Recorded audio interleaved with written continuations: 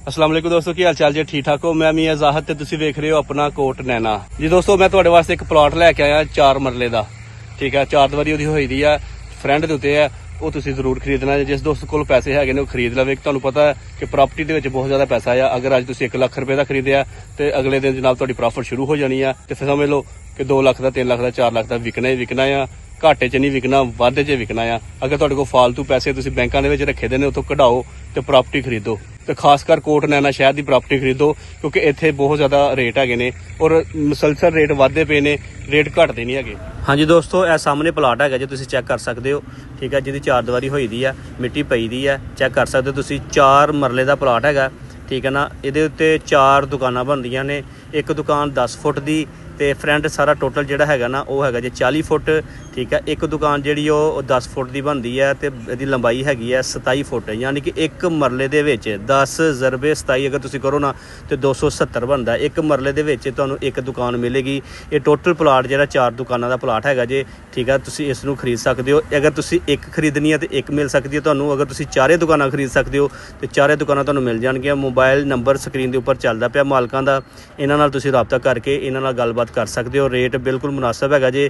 ਇੱਕ ਦੁਕਾਨ ਖਰੀਦਣਾ ਚਾਹੋ ਤਾਂ ਇੱਕ ਵੀ ਮਿਲ ਸਕਦੀ ਹੈ, 4 ਤੁਸੀਂ ਖਰੀਦਣਾ ਚਾਹੋ 4 ਮਿਲ ਸਕਦੀਆਂ, 2 ਖਰੀਦਣਾ ਚਾਹੋ 2 ਮਿਲ ਸਕਦੀਆਂ ਨੇ। ਤੁਸੀਂ ਇਹਦੀ ਸਾਈਡਾਂ ਤੇ ਚੈੱਕ ਕਰ ਸਕਦੇ ਹੋ। ਤੁਸੀਂ ਮਕਾਨ ਬਣਦੇ ਪਏ ਨੇ। ਇਹ ਸਾਰੀ ਜਗ੍ਹਾ ਜਿਹੜੀ ਹੈ ਇੱਕ ਵਾਰੀ ਸੇਲ ਹੋ ਚੁੱਕੀ ਦੀ ਹੈ ਤੇ ਹੁਣ ਦੁਬਾਰਾ ਸੇਲ ਹੋ ਰਹੀ ਹੈ। ਜਿਹਨੇ ਖਰੀਦੀ ਦੀ ਉਹ ਪ੍ਰੋਫਿਟ ਦੇ ਵਿੱਚ ਸੇਲ ਕਰਦਾ ਪਿਆ ਹੈ। ਤੁਸੀਂ ਵੇਖੋ ਇਹ ਮਕਾਨ ਬਣਿਆ ਤਾਂ ਮੁਕੰਮਲ ਮਕਾਨ ਕਿਰਾਏ ਤੇ ਚੜਿਆ ਹੋਇਆ, ਠੀਕ ਹੈ ਨਾ। ਸਾਈਡਾਂ ਸਾਰੀ ਤੁਹਾਨੂੰ ਵਿਖਾ ਦਿੰਦੇ ਆ ਕਿ ਮਤਲਬ ਕਿ ਮਕਾਨ ਜਿਹੜੇ ਨੇ ਤਿਆਰ ਹੋਏ ਦੇ ਨੇ। ਇਹ ਪਲਾਟ ਹੈਗਾ ਦੋਸਤੋ ਕਿ ਇਹ ਪਲਾਟ ਜਿਹੜਾ ਨਾ ਇਹ ਸੇਲ ਹੋ ਰਿਹਾ। ਇਹ 4 ਮਰਲੇ ਦਾ ਪਲਾਟ ਹੈਗਾ, 40 ਫੁੱਟ ਦੀ ਚੌੜਾਈ ਹੈ ਤੇ 27 ਫੁੱਟ ਲੰਬਾਈ ਹੈ। ਤੇ ਤੁਹਾਨੂੰ ਵਿਖਾ ਦਈਏ ਲੋਕੇਸ਼ਨ, ਇੱਕ ਵਾਰੀ ਤੁਹਾਨੂੰ ਦੱਸ ਦਿੰਦੇ ਆ ਕਿ ਕੈਂਠਾ ਰੋਡ ਹੈਗਾ ਜੀ ਕੋਟ ਨੈਣਾ ਦਾ। ਸਾਹਮਣੇ ਥਾਣਾ ਰੋਡ ਹੈਗਾ, ਤੁਹਾਨੂੰ ਵਿਖਾ ਦਿੰਦੇ ਆ। ਇਹ ਸਾਹਮਣੇ ਇਲਿਆਸ ਕਰਿਆਨਾ ਸਟੋਰ, ਮਸ਼ਹੂਰ ਦੁਕਾਨ ਹੈਗੀ ਕਰਿਆਨਾ ਸਟੋਰ ਦੀ, ਠੀਕ ਹੈ ਨਾ। ਖਰਮ ਨੱਕੇ ਦੇ ਨੇ, ਠੀਕ ਹੈ। ਮੇਨ ਥਾਣਾ ਰੋਡ ਹੈਗਾ ਜੀ ਤੇ ਕੈਂਠਾ ਰੋਡ ਹੈਗਾ ਜੀ, ਠੀਕ ਹੈ ਜੀ। ਬਿਲਕੁਲ ਉਹਦੇ ਕਰੀਬ ਸਾਈਡਾਂ ਤੁਸੀਂ ਚੈੱਕ ਕਰ ਲਓ, ਬਿਲਡਿੰਗਾਂ ਬਣੀ ਦੀਆਂ ਨੇ, ਲੋਕਾਂ ਨੇ ਟ੍ਰਿਪਲ ਸਟੋਰੀ ਦੇ ਮਕਾਨ ਬਣਾਏ ਦੇ ਨੇ, ਠੀਕ ਹੈ ਨਾ।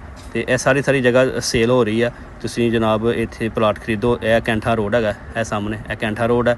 ਸਾਹਮਣੇ ਤੁਹਾਨੂੰ ਪਿੰਡ ਵੀ ਵਿਖਾ ਦਿੰਦੇ ਆ। ਇਹ ਪਿੰਡ ਹੈਗਾ ਜੀ ਕੈਂਠਾ, ਉਹ ਸਾਹਮਣੇ ਪਿੰਡ ਹੈਗਾ। ਮਕਾਨ ਨਜ਼ਰ ਆ ਰਹੇ ਆ ਨਾ, ਕੋਈ ਫਾਸਲਾ ਨਹੀਂ ਹੈਗਾ, ਠੀਕ ਹੈ ਨਾ। ਬਿਲਕੁਲ ਥੋੜ੍ਹਾ ਜਿਹਾ ਫਾਸਲਾ ਹੈਗਾ ਜੀ। ਇਹ ਕੈਂਠਾ ਪਿੰਡ ਹੈ ਜੀ ਤੇ ਇਹ ਨਾਲ ਹੀ ਸਰਕਾਰ ਪਲਾਟ ਹੈਗਾ ਜੀ।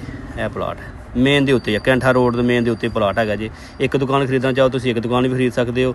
4 ਦੁਕਾਨਾਂ ਖਰੀਦਣਾ ਚਾਹੋ ਤੁਹਾਨੂੰ 4 ਦੁਕਾਨਾਂ ਦੀ ਜਗ੍ਹਾ ਮਿਲ ਸਕਦੀ ਹੈ। ਜਿਨ੍ਹਾਂ ਦਾ ਪਲਾਟ ਹੈਗਾ ਜੀ ਅਲੀ ਭਾਈ ਨੇ ਜਨਾਬ, ਖਾਨਮ ਨੱਕੇ ਤੋਂ, ਅਲੀ ਰਜ਼ਾ ਉਹਨਾਂ ਦਾ ਨਾਮ ਹੈਗਾ ਜੀ। ਤੇ ਖਾਨਮ ਨੱਕਾ ਇਹ ਬਿਲਕੁਲ ਕੋਟ ਨੈਣਾ ਦੇ ਸ਼ਹਿਰ ਦੇ ਕਰੀਬ ਗੋਂ ਹੈਗਾ ਜੀ ਖਾਨਮ ਨੱਕਾ, ਉੱਥੋਂ ਦੇ ਰਿਹਾਇਸ਼ੀ ਨੇ। ਤੇ ਨੰਬਰ ਉਹਨਾਂ ਦਾ ਸਕਰੀਨ ਦੇ ਉੱਤੇ ਚੱਲਦਾ ਪਿਆ, ਤੁਸੀਂ ਇਹਨਾਂ ਨਾਲ ਰਾਬਤਾ ਕਰ ਸਕਦੇ ਹੋ। ਇਹ ਜਿਹੜਾ ਮਕਾਨ ਬਣਦਾ ਪਿਆ ਨਾ ਤੁਹਾਨੂੰ ਉਹ ਵਿਖਾ ਦਿੰਦੇ ਆ। ਇਹ ਚੈੱਕ ਕਰ ਲੈਣਾ ਤੁਸੀਂ। ਇਹ 20 ਫੁੱਟ ਦਾ ਰਸਤਾ ਹੈਗਾ ਜੀ। ਇਹ 20 ਫੁੱਟ ਦੀ ਗਲੀ ਹੈ ਕਿ ਬਹੁਤ ਵੱਡੀਆਂ ਗਲੀਆਂ ਛੱਡੀ ਦੀਆਂ ਨੇ। ਇਹ ਪਲਾਟਿੰਗ ਪੂਰੀ ਜ਼ਬਰਦਸਤ ਹੋਈ ਦੀ ਹੈਗੀ ਆ, ਠੀਕ ਹੈ। ਦੇਖੋ ਕਈਆਂ ਪਲਾਟਾਂ ਦੇ ਵਿੱਚ ਮਿੱਟੀ ਪੈ ਰਹੀ ਹੈ, ਕਈ ਪਲਾਟ ਜਿਹੜੇ ਤਿਆਰ ਹੋ ਰਹੇ ਨੇ, ਕਈ ਪਲਾਟ ਤਿਆਰ ਹੋ ਚੁੱਕੇ ਨੇ।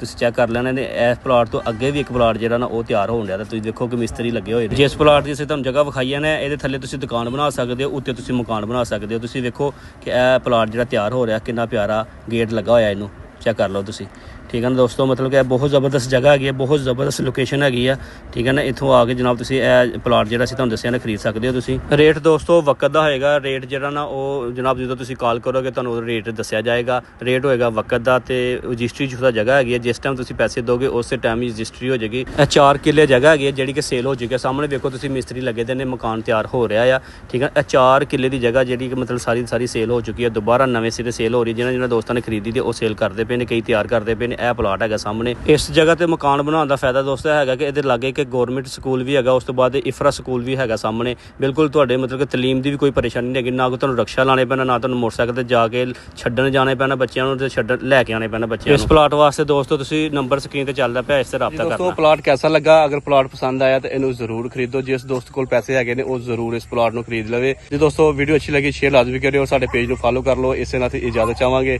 ਅੱਲਾ ਹਾਫਿਜ਼।